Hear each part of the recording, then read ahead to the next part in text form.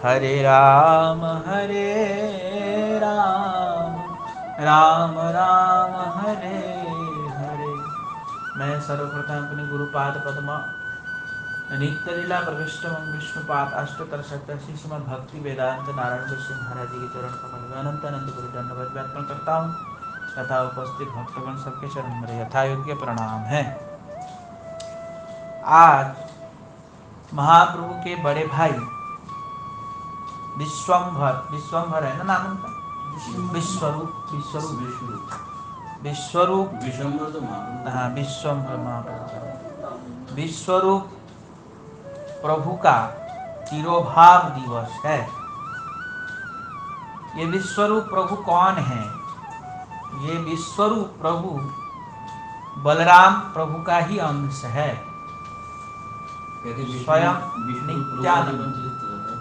स्वयं नित्यानंद ही विश्वरूप है। तो कहेंगे कि एक साथ भगवान दोनों, नित्यानंद प्रभु भगवान है और विश्वरूप प्रभु भी भगवान है, तो एक साथ दोनों भगवान आ सकते हैं क्या? हाँ, नित्य गोलोक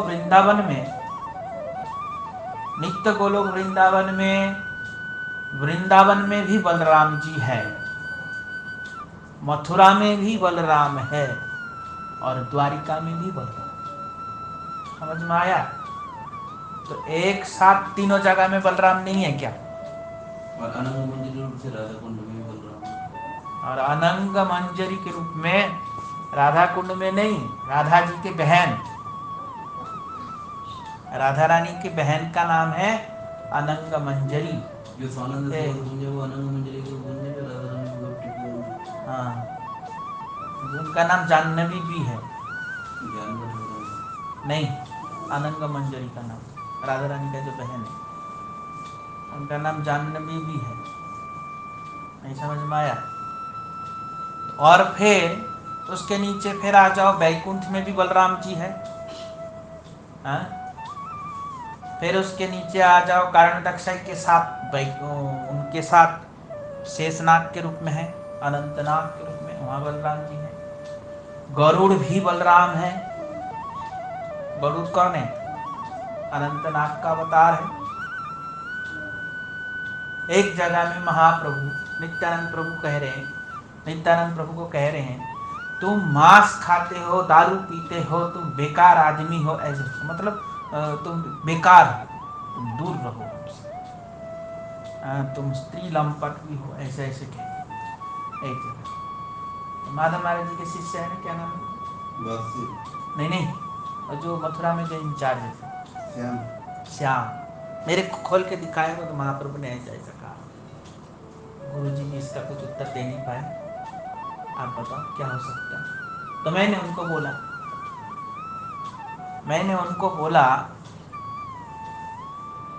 कि ये कोई बड़ी बात नहीं, ऐसा कहा। तो कैसे? मैंने बोला, अरे बलराम प्रभु का अवतार, मतलब नित्यानंद प्रभु का अवतार, अंग क्या बोलते हैं, अनंतनाग का अवतार, ये तो है, क्या नाम है, बलराम जी है अंश। एक बलराम बोलो, गरुड़ मांस नहीं खाता है? मछली क्या, सब सारे मांस खाते हैं गरुड़।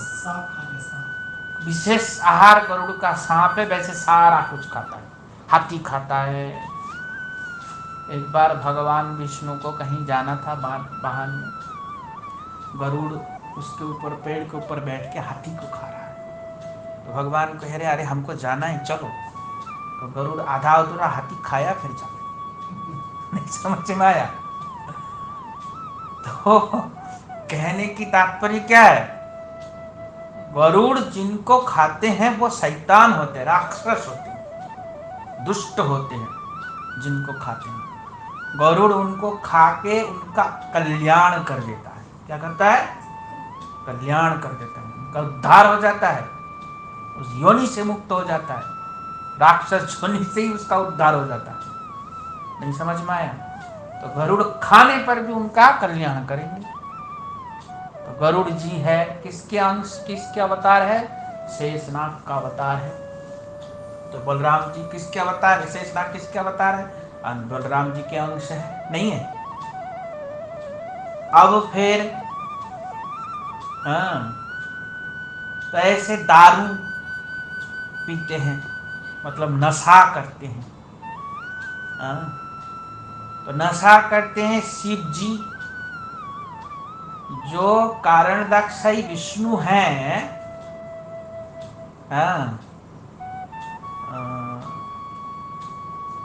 विष्णु का विलास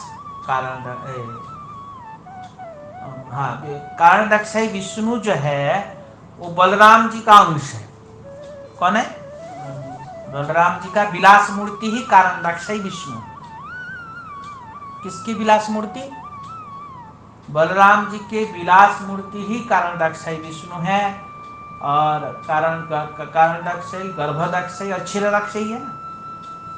गर्भदाक्षाई किसके वो है विलास? प्रद्युम्न का विलासी गर्भदाक्षाई है। और क्षीरदाक्षाई अनिरुद्ध ही क्षीरदाक्षाई विष्णु। समझ में आया? ये 4 विष्णु हैं, 3 विष्णु है ना। कौन कौन सा?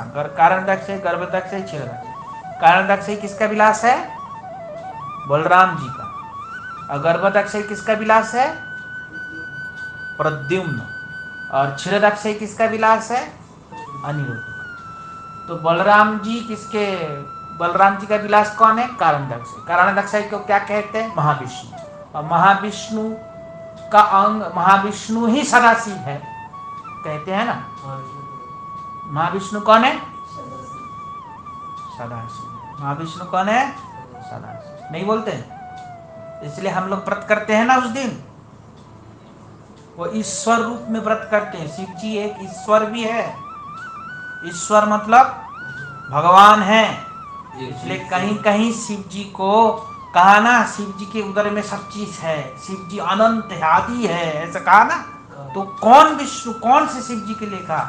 यही जो गर्भदाक्षाई, कारणदाक्षाई विष्णु ही शिव जो है सदाशिव, उनके लिए कहा है। समझ में आया? क्योंकि वो विष्णु ही है। और सदाशिव कौन है? विष्णु है। तो अब वो विष्णु कौन से विष्णु है? किसके? बलराम जी के विष्णु अंश का हुआ ना सदाशिव। तो बलराम जी का अंश हुआ। तो वहां शिव जी भांग पीते हैं, जहर पीते हैं। क्या पीते हैं? शिव जी क्या करते हैं? भांग। कहाँ लिखा है? गर्ग संहिता में लिखा है, शिव जी भांग पी करके, जहर पी करके, नंदी के ऊपर बैठ के भगवान के पास चल रहे। धतूरा पी करके तब भगवान के पास मस्ती जैसे घूमते हुए जा रहे, नंदी के ऊपर बैठ के भगवान का दर्शन करने के लिए जा रहे। कैसे जा रहे? भांग धतूरा सब पी करके जा रहे। तो महाप्रभु ने जो बोला वो गलत कहाँ बोला? मैं पहले भांग चढ़ाता था शिव जी में, आप मना क्यों करते थे? कहते शिव जी हमको नहीं चढ़ाना चाहिए ऐसे। महाप्रभु ने जो बोला, तो पान हम लोग चढ़ाते क्या? पान खाते हैं? नहीं, ऐसे अर्पण करते हैं ना भगवान। नहीं करना चाहिए। हम पान अर्पण नहीं करते अक्सर में, साक्षात करते, मंत्र के द्वारा करते। मंत्र के द्वारा। हाँ, तो ऐसे। तो क्या क्या समझ में आया इससे? आया कि नहीं आया? क्या आया? नशा करते हैं, नशा करते। सदाशिव किसका अंश है? महाविष्णु किसका अंश है? बलराम जी और नित्यानंद प्रभु एक है। इसलिए गलत नहीं बोले महाप्रभु। ऐसे करके मैंने बोला हूँ, ऐसा ऐसा किया। फिर बाद में मैं सबके सामने, महाराज जी के सामने कथा में बोला, सबके सामने बोला। जब मतरंग भागवत हुई ना, तब मैंने सबके सामने बोला ये बात। तो इसलिए गलत नहीं है, काट नहीं सकता ना। और स्त्री लंपट है, उन्होंने अपना रास भी किया है अलग से। हाँ, उनके अलग से गोपियां भी हैं। बलराम जी का गोपियां हैं अलग से। उनने रास भी किया। रास भी किया वहाँ पे किया जन्म है राम। इसलिए और नित्यानंद प्रभु का भी तो 2 शादी है, 2 पत्नी उनकी। बस जान लो, नहीं समझे। और वहाँ जाते थे ना, क्या नाम है, हरिदास ठाकुर के साथ जाते थे और लड़कियों का छड़ेते हुए चले जाते थे। नहीं समझे। क्या करते थे? बोलते ये किसी दिन हमको पिटवा देगा, इनके साथ मत भेजो हमको प्रभु, महाप्रभु हम इनके साथ सब मत भेजना। हम प्रचार करने जाते ही किसी दिन पिटवा देगा हमको, हम बूढ़ा आदमी भाग नहीं पाएंगे, ये भाग जाता है, ऐसे कहते हैं। नहीं समझ में आया? तो कहने की तात्पर्य क्या है कि ऐसा अगर महाप्रभु कह भी दिया तो कोई बड़ी बात नहीं है, क्योंकि भगवान ऐसे लीला करते हैं। क्या करते हैं? अलग अलग विशेष रूप से लेते, एक साथ करोड़ों शरीर धारण करके भगवान बलदेव भगवान की सेवा करते हैं एक साथ। तो इसलिए दो दो नित्यानंद का प्रकाश हो गया तो कोई बड़ी बात नहीं। मतलब एक साथ विश्वरूप भी आए और नित्यानंद प्रभु भी आए, तो एक साथ आए तो कोई बड़ी बात नहीं। जैसे राधा कृष्ण एक साथ आए और गदाधर पंडित आए, दोनों में हाँ, नहीं है। राधा कृष्ण एक होके आ गया महाप्रभु के अंदर, और बाहर से फिर राधा रानी गदाधर पंडित है, तो दो दो राधा रानी कैसे हो गया? एक राधा रानी तो हम कह रहे हैं इनके अंदर घुसा हुआ है, और एक राधा रानी बाहर से उनको पकड़ लेगी, तो दो दो राधा रानी कैसे हो गया? समझ में आया? तो भगवान लीला, अपनी लीला को संवरण करने के लिए अनेक रूप धारण करके अपनी लीला को संपादित करते हैं, लीला को लीला करते हैं, विस्तार करते हैं, क्योंकि भगवान के अनंत लीला है। नहीं समझे? तो कहने की तात्पर्य है इसी प्रकार विश्वरूप साक्षात बलदेव प्रभु का स्वरूप है, विश्वरूप महाप्रभु के बड़े भाई। इसलिए आज के दिन उनका तिरुभाव तिथि हुआ था, इसलिए महाप्रभु आज के दिन मुंडन किया था। यद्यपि चतुर्महीना 4 महीना व्रत होता है, पर हमारे यहाँ आज के दिन मुंडन इसलिए करते हैं बिरहा में। इनके बिरहा में,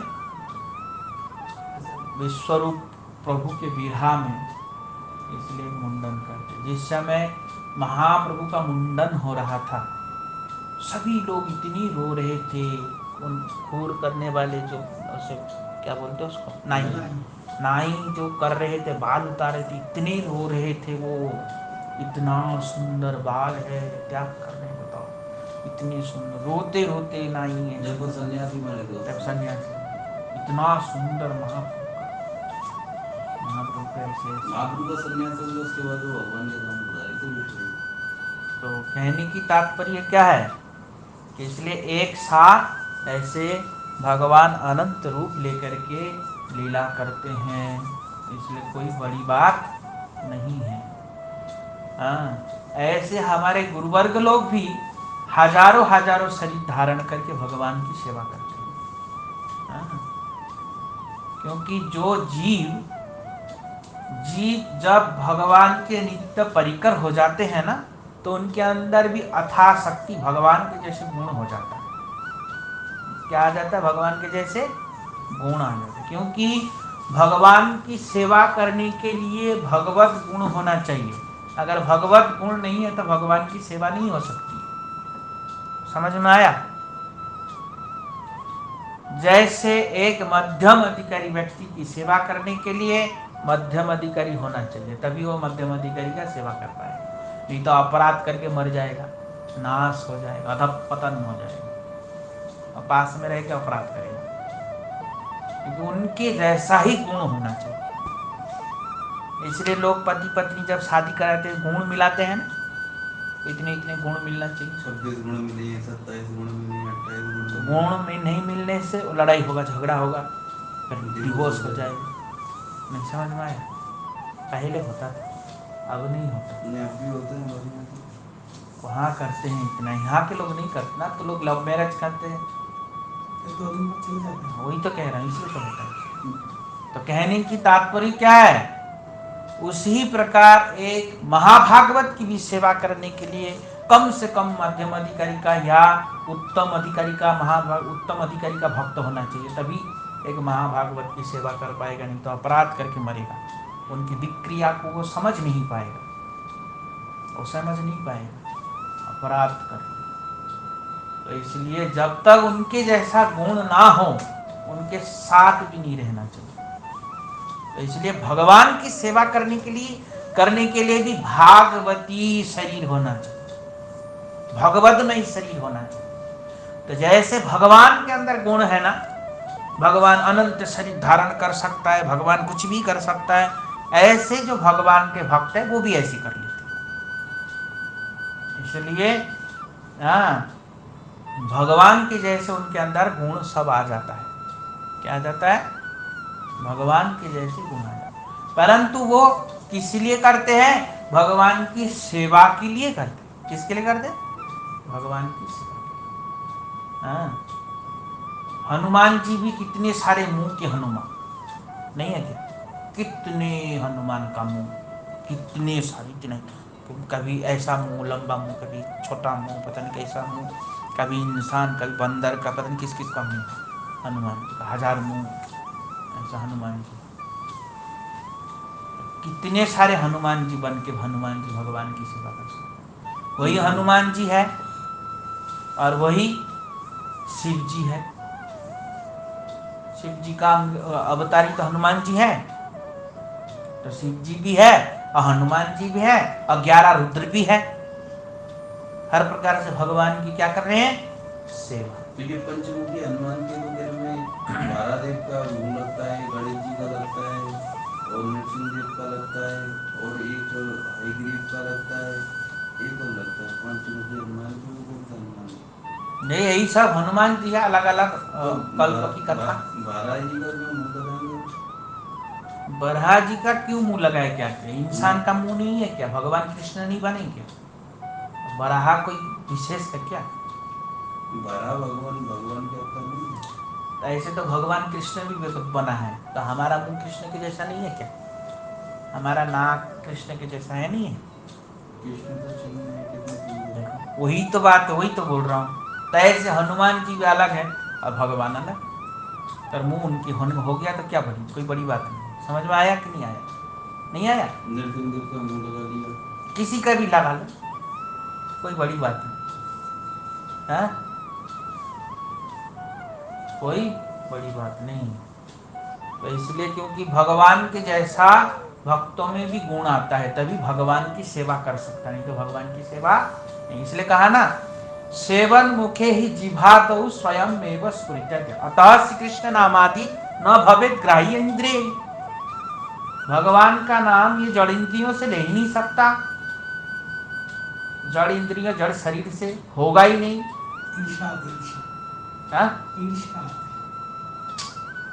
अरे ईर्षा की बात नहीं, होगा नहीं। अभी जो हम हरि नाम कर रहे हैं वो तो ईर्षा विर्षा छोड़ दो। जब तक क्या कह रहे हैं, अतः श्री कृष्ण नामादि न भवेत् ग्राह्य इंद्रिय, जड़ इंद्रियों से भगवान का नाम नहीं होता। तो तुम हमारा अभी जड़ इंद्रिय नहीं है क्या? जीभ को जलाओगे तो फूकेगा नहीं है? हनुमान जी के जीभ को जलाने से फूकेगा? सबको घूम देंगे, वो नहीं फूकेगा? नहीं फूकेगा। और भी जितने हैं उनके जीभ को जलाने से फूकेंगे? नहीं फूकेगा। तो हमारा अभी ये जीभ क्या है? इसको तो सुई से भी छेद करें, छेद होता है, वो तो जीभ में वो नहीं हो जाएगा। वो बाली पहनते तो अतः श्री कृष्ण नामादि न भवेत् ग्राह्य, जड़ इंद्रियों से भगवान का नाम नहीं होता, मना कर रहा है शास्त्र। तो अभी जो हम कर रहे हैं, फिर ये क्या हो रहा है भाई? ये क्या हो रहा है? क्या हो रहा है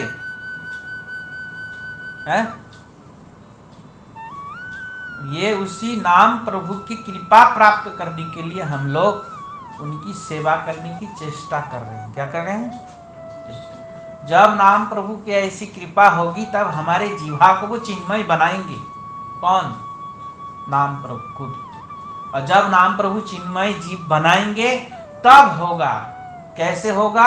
अतः श्री कृष्ण नामादि न भवेत् ग्राह्य इंद्रिय सेवन मुखे ही जिह्वादौ। जब सेवा प्रवृत्ति लेकर के हरि गुरु वैष्णवों की सेवा करेंगे, तब सेवा करते करते करते करते ये जिह्वा जब चिन्मय हो जाएगा, तब स्वयं में स्फुरित्यादयः, तब जीव हम लेंगे नहीं नाम, तब स्वाभाविक नाम लेना होगा। तो क्या होगा? स्वयं में स्फुरित्यादयः, स्वयं ही लेंगे। तब कैसा होगा? तब माला नहीं करना पड़ेगा, हमारे तीर्थ महाराज जी थे, मैंने देखा माला नहीं करते थे वो भाई, माला उनके हाथ में माला उनके हाथ में ही नहीं था। पर मैं गौर से देखा उनको, कोई देखा कि नहीं देखा मुझे पता नहीं है, पर मैंने गौर से देखा वो हमेशा कभी गोपी गीत के पद गा रहे हैं, कभी अपने अभी कोई है चाहे ना, अकेले बड़बड़ा रहे। मैं देखा, कई बार देखा मैंने उनको।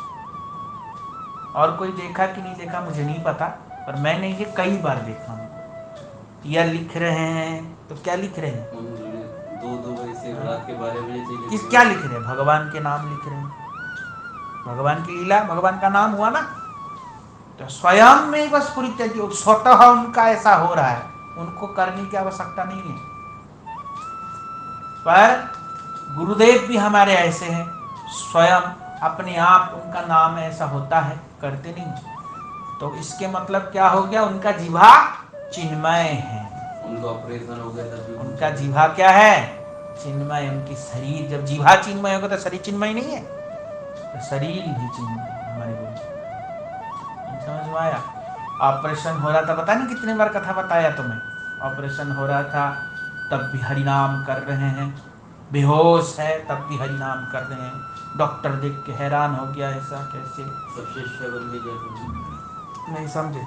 और रामानंद रूपम का जल रहे थे, मुंह उनका बोल रहे थे। हाँ, परम पूजा बामन गोसाई महाराज जी सोते रहते थे, उनका उंगली ऐसे ऐसे ऐसे ऐसे चलता, माला भी माला सोते सोते माला कर, लेटे हैं आंख बंद है माला कर।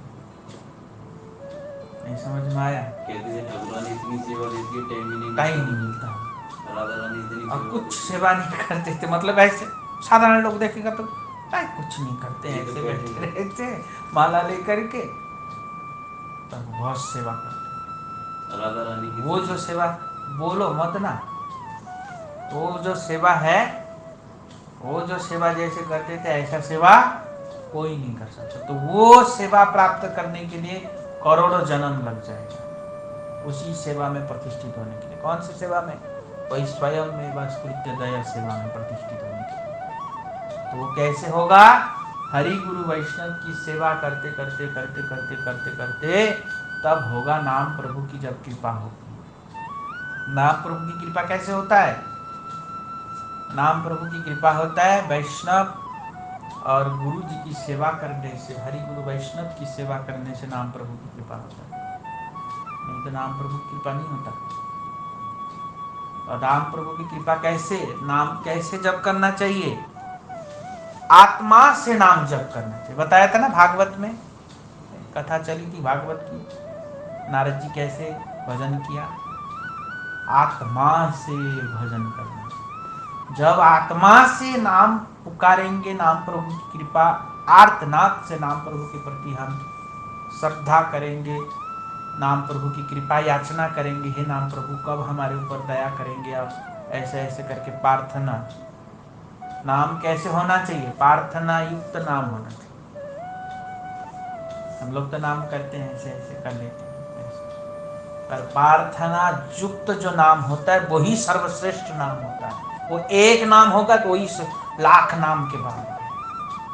उस नाम का एक अक्षर भी, एक अक्षर के लाख, 1 लाख हरि नाम के बराबर। 1 लाख हरि नाम कुछ नहीं है, एक अक्षर कैसे, करोड़ों ताराएं हैं और एक ही चंद्र है। चंद्र अगर निकल जाए तो तारा दिखेगा, हाँ? बहुत छोटा छोटा दिखता ही नहीं है चांद के सामने। जब पूर्णिमा का पखड़ा चांद होता है ना, तारा नजर ही नहीं आता, पूरा चांद होता है, पूरा चांद। नहीं समझ में आया।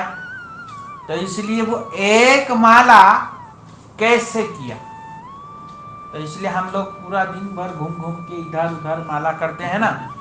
एक जगह में एक माला अगर आत्मा से करेगा, वो एक माला लाख माला के बराबर है। समझ में आया।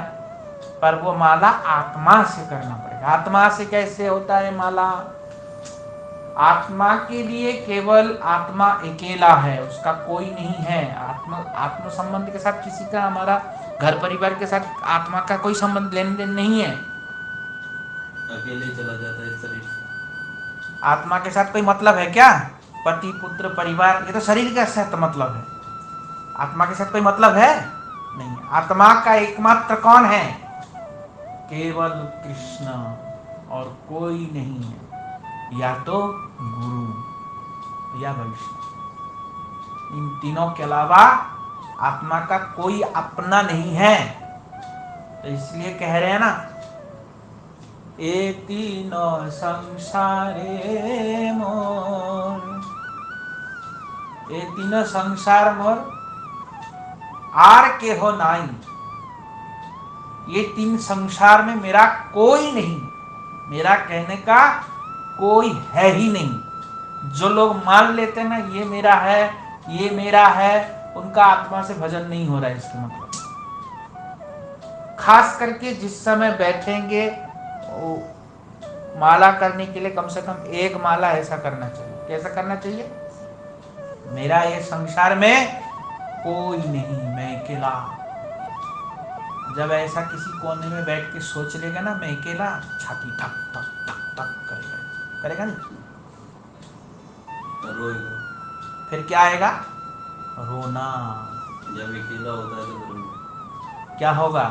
मेरे कोई नहीं है, कोई नहीं है, और गुरु जी है दिख नहीं रहे हैं, भगवान है दिख नहीं रहे हैं, और मैं अकेला, मेरा कोई नहीं, अकेला। ऐसा जब सोचेगा अब फिर हरि नाम करेगा, तब कैसा होगा वो हरि नाम? वेदना के साथ। कैसा होगा? छटपटा के साथ, रोते रोते करेगा भजन।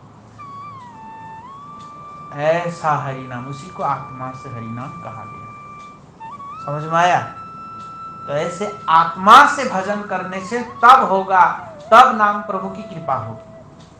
उससे पहले नाम प्रभु की कृपा नहीं होगी, उससे पहले।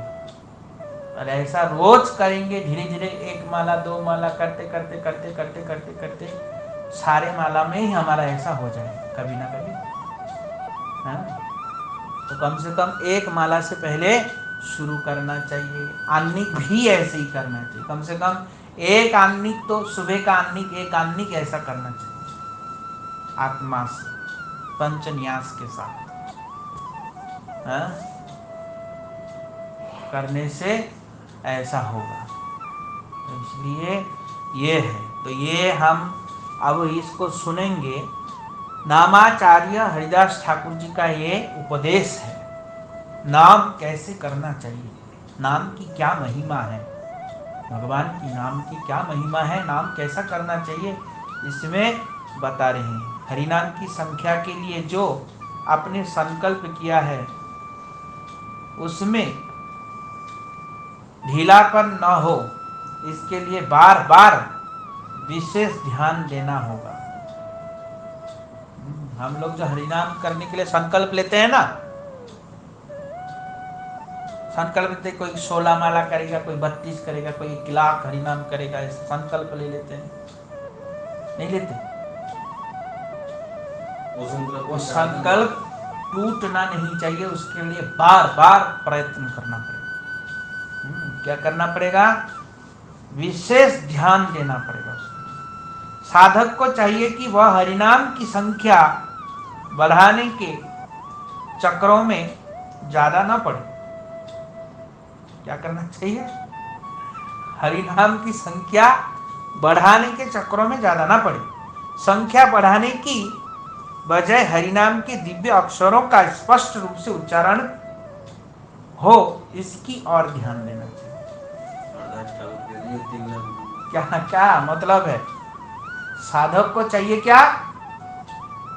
हरिनाम की संख्या मत बढ़ाओ, बल्कि हरिनाम की संख्या बढ़ाने की अपेक्षा हरे कृष्णा महामंत्र के ऊपर ध्यान देना चाहिए। देख देख के आंखों से करो, कहीं गलत। हाँ, हम लोग हरिनाम करते हैं, हरे कृष्ण हरे कृष्ण कृष्ण कृष्ण कृष्ण कृष्ण कृष्ण हरे हरे हरे राम राम आम हरे, ऐसे हो जाता है। नहीं होता, कई बार हो जाएगा। बहुत तेज तेज जब करेंगे ना, मैंने बहुत लोगों को देखा है ऐसे करते,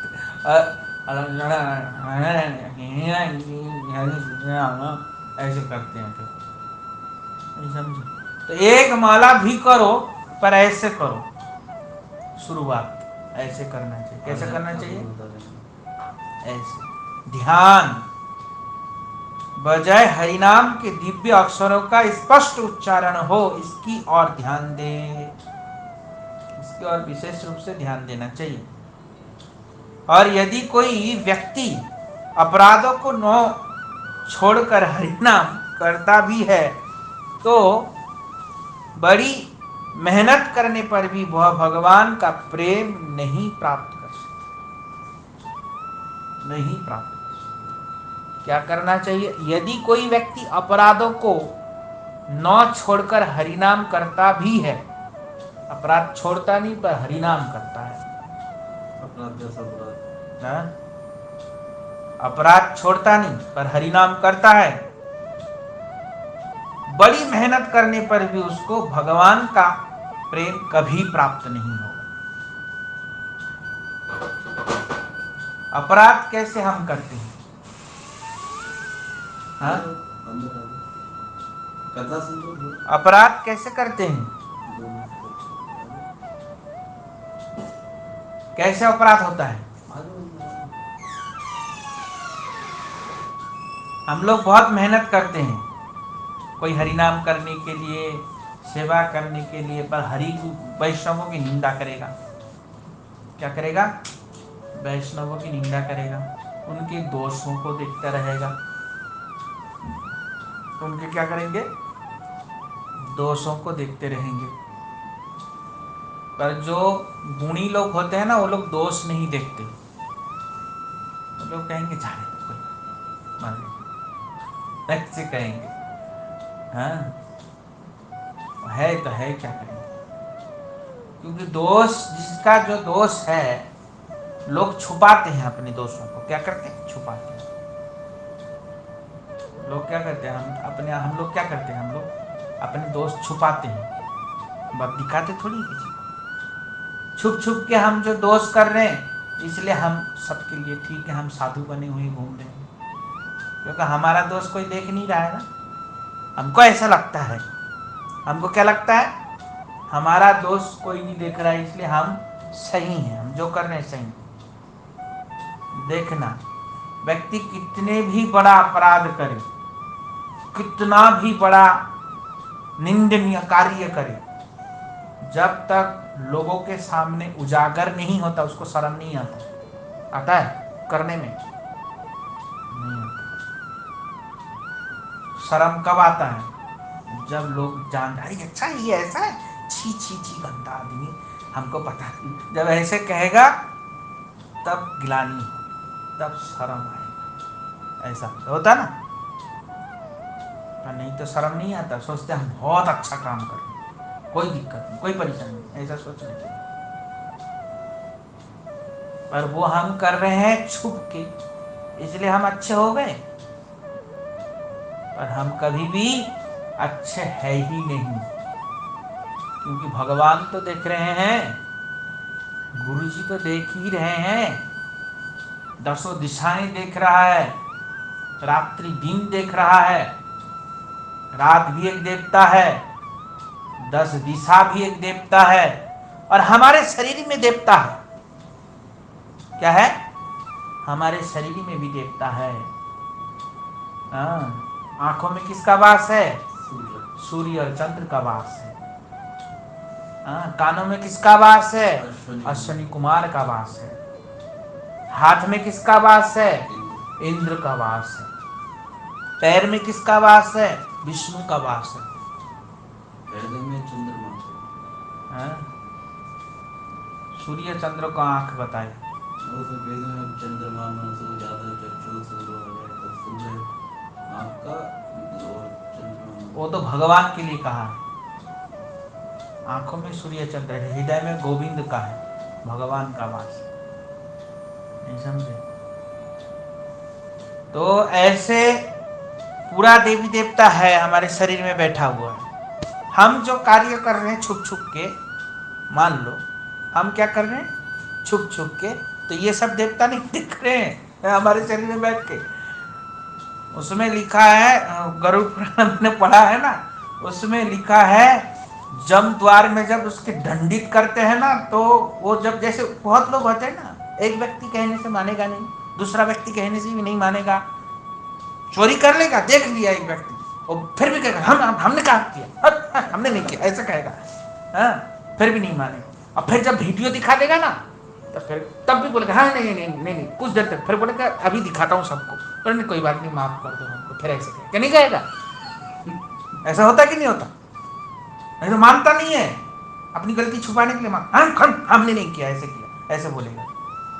तो इसलिए जब बोलेगा जमद्वार के सामने कि हमने ऐसा नहीं किया, तो सारे देवता वहीं प्रकट हो जाते हैं, सारे के सारे। और प्रकट होकर के चंद्र, वरुण, सूर्य सब प्रकट, हमारे शरीर में जल का वास है ना, वरुण देव प्रकट हो जाएगा, पृथ्वी वहीं प्रकट हो जाएगी, और पंचतत्व वहीं प्रकट हो जाएगा, हाँ, अग्नि जल वायु सब प्रकट हो जाता है वहां। और 10 दिशाएं, दिशा सब जगह में है, रात्रि दिन ये सब मूर्ति मान लेके प्रकट हो जाता है, और सब के सब कहता है दुष्ट तूने ऐसा किया, हमने देखा है, सब कहता है। इतने लोग जब कह रहे वो कहां बच पाएगा फिर? सारे देवता कह रहे हैं। अब फिर वो सारे के सारे उसको मार लगाता है, कोड़े से मारते हैं, भयंकर तरीके से उसका पिटाई होती है, भयंकर तरीके से उसको पीटते हैं। तो कहने की तात्पर्य क्या है, हम छुप के करते हैं इसलिए हमको ऐसा लगता है, पर ऐसी बात नहीं है, सब देख रहे हैं, सब साक्षी है। पर हाँ, हमसे जो गलती हो रही है उसके लिए आत्मग्लानि भी साथ साथ में होनी चाहिए। भगवान क्या होना चाहिए? आत्मग्लानि। प्रभु मेरे से हो रहा है, मैं नहीं चाहता, मैं नहीं करना चाहता, पर हो रहा है, मैं क्या करूं? क्योंकि कभी कभी जीव का स्वभाव हो जाता है। क्या हो जाता है? जैसे सांप है, सांप का स्वभाव क्या है? जहर उगलना। सांप का स्वभाव है जहर उगलना। तो जो जहर उगलना सांप का स्वभाव है, फुंकार मारना, काटना सांप का स्वभाव नहीं है। क्या करना है? फुंकार मारना सांप का स्वभाव। बिच्छू का स्वभाव क्या है? डंक मारना। ये उनका स्वभाव में है, ये कर नहीं रहा है। वो क्या है? वो करता नहीं है। जैसे श्वास लेना, ये क्या है? स्वभाव में। श्वास लेते नहीं है, लेते हैं, लेते नहीं है, श्वास लेना स्वभाव है। तो उसी प्रकार बिच्छू डंक मारना ये उसका स्वभाव है, वो करता नहीं है। ये क्या है? स्वाभाविक उसका मुड़ जाएगा अपने आप ही, उसको करना नहीं पड़ेगा, तो ये उसका स्वभाव है। तो उसी प्रकार किसी का स्वभाव ऐसा है, और अभी का नहीं, पूर्व जन्मों का है, तो उसके अनुसार वो कर रहा है, गलत काम मानो कर रहा है, पर भजन भी करता है। पर क्या करता है? भजन भी करता है, भजन करता है, भगवान से प्रार्थना करता है मेरे ये दूर हो नहीं रहा है, बहुत कठिन कष्ट भी पा रहा है उसके लिए, और फिर भी वो गलत काम कर रहा है, तब उसके दोष नहीं देखना चाहिए। क्या नहीं करना चाहिए? दोष नहीं। तब उस व्यक्ति के से जो दोष हो रहा है, फिर उनका दोष को देखना नहीं चाहिए, नहीं तो अपराध होगा। जो दोष देखेगा उसको अपराध होगा। क्या होगा? उसको अपराध होगा। क्यों? क्योंकि वो जानबूझ के नहीं कर रहा है, उसके स्वभाव के अनुसार वो कर रहा है। पर भगवान से प्रार्थना कर रहे हैं, ग्लानि है ना उनके अंदर, तो इसीलिए जो देखेगा उसको अपराध होगा। तो इसलिए देखना नहीं चाहिए उस समय। अगर वो भजन कर रहा है तो, नहीं कर रहा है तो वो नरक जाएगा। वो कहाँ जाएगा? नरक जाएगा। तो उसका वो जो स्वभाव हो गया वो कभी खत्म नहीं होगा। भजन करने से भगवान की कृपा होगा ना, उसमें भगवान कह रहे क्षिप्रम भवति धर्मात्मा स्वस्थ शांति निगच्छति कौन्ते प्रति जानी नौमे भक्त प्रणश्यति। मेरे भक्त का कभी विनाश नहीं होगा। क्षिप्रम भवति धर्मात्मा, कुछ ही दिन के बाद मैं उसके हृदय में घुस के उसके समस्त दुर्गुणों को निकाल दूंगा। तो भगवान करेंगे स्वयं, तो उसमें हमको देखने की आवश्यकता नहीं है। कौन करेंगे? भगवान करेंगे वो काम। ये काम हम नहीं कर सकते। उसके दोषों को हम नहीं मिटा सकते हैं। कौन मिटाएगा? भगवान, क्योंकि वो भगवान का आश्रित में है ना, तो इसलिए उसका दोष भगवान मिटाएगा। समझ में आया? तो ऐसा होना चाहिए। तो इसलिए अपराध करके हरिनाम नहीं होता, इसलिए अपराध नहीं करना चाहिए। वैष्णवों के दोषों को नहीं देखना चाहिए, उनके विशेष गुण देखना चाहिए। क्या गुण देखना चाहिए? कि ये कैसे भजन करते हैं, ये गुण देखना चाहिए। तब हम भजन में आगे बढ़ पाएंगे, नहीं तो नहीं बढ़ पाएंगे। हम जब मंदिर में आए, शुरू से मैं जब से मंदिर में आया हूँ, सब लोग ये ऐसे हैं, वो ऐसे हैं। मैं कभी भी नीचे के लोगों को नहीं देखता था। जो नीचे के लोग हैं ना, उनको नहीं देखता। हम लोग क्या करते हैं? हम अपने साथ के लोगों को देखते हैं। हम ज्यादातर क्या करते हैं? जो नहीं करता उनको देखते हैं, जो करते हैं उनको नहीं देखते। हम उनके लिए कह देता ये तो महाभागवत है, हम क्या, हम इनके बराबरी थोड़ी, ऐसे कह देते हैं। और जो नहीं करता ना, उनके देखेंगे हम, और उनसे भी अधम हो जाता है फिर कुछ ही दिन के बाद। क्योंकि नीचे के लोगों को देखोगे तो नीचे जाओगे, ऊपर के लोगों को देखोगे तो ऊपर जाओगे। ऐसा है कि नहीं है? हम देखा गुरुवर्ग की कृपा से, मैं जब शुरू में मंदिर में आया तो क्या देखता था? बड़े बड़े महाराज जियों को देखता था, कैसे कैसे वो लोग भजन करते हैं, कैसे कैसे। मैं सोचता था कब मैं इनके जैसे बन पाऊंगा, पता नहीं, ऐसा सोचता था। हमारे से जो नीचे लोग हैं उनको नहीं देखते थे गुरु जी के पास। तो कहने की तात्पर्य है, हमेशा ऊपर के लोगों को देखना चाहिए, नीचे के लोगों को नहीं। और ऊपर को देखते देखते देखते देखते एकदम राधा रानी तक देखना चाहिए। किसके तक देखना चाहिए? राधा रानी तक। कैसे राधा रानी कृष्ण की सेवा कर रही है। इसलिए तो रूप गोस्वामी पाद राधा रानी की सेवा को देख करके अपने आप को धिक्कार करते हैं, मैं कुछ नहीं कर पाता कृष्ण की सेवा। क्या राधा रानी की सेवा करती है, क्या ललिता सखी सेवा करती है कृष्ण की, मैं नहीं कर पाता ऐसा। तो अपने आप को तुच्छ समझना है, नहीं समझे? तो इसलिए क्या करना चाहिए? हमको जिनके अंदर दोष है उनको नहीं देखना चाहिए, जो लोग दोषी नहीं है उनको देखना चाहिए। जिनके अंदर दोष है उनको देखना नहीं चाहिए, और ना उनके दोष के गुण चिंतन या उनके दोषों को गुण चिंतन और गायन नहीं करना चाहिए।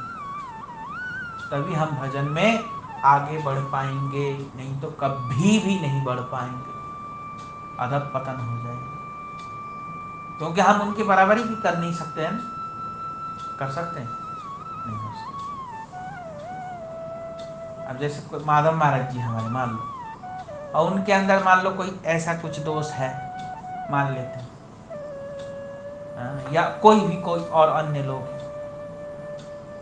क्या जितने साल वो मंदिर में हैं, जितने साल वो गुरु जी की सेवा किया है, क्या हम कभी उनके बराबरी कर पाएंगे? नहीं कर पाएंगे, कभी नहीं कर सकते। एक जैसे पेड़ लगाया हमने, एक पेड़ लगाया अभी, और एक पेड़ लगाया 10 दिन 20-25 दिन पहले, या 1 साल पहले एक पेड़ लगाया, 1 साल बाद एक पेड़ लगाया, तो जो 1 साल बाद वाला पेड़ है वो जो क्या है, उस पेड़ से भी ज्यादा बड़ा हो जाएगा? हो जाएगा? कौन सा वाला पेड़ ज्यादा? जो 1 साल पहले लगाया वो उससे भी बड़ा रहेगा हमेशा, नहीं रहेगा? नहीं रहेगा? तो उसी की ज्यादा रहेगी, उम्र भी और ऊंचाई भी, उम्र भी रहेगा और ऊंचाई भी ज्यादा रहेगा, और फैला भी ज्यादा होगा, नहीं होगा? तो उसके बराबर वो कभी हो पाएगा? जब उसके बराबर पहुंचेगा वो पता नहीं कहां पहुंच जाएंगे, नहीं होगा ऐसा। होगा कि नहीं होगा?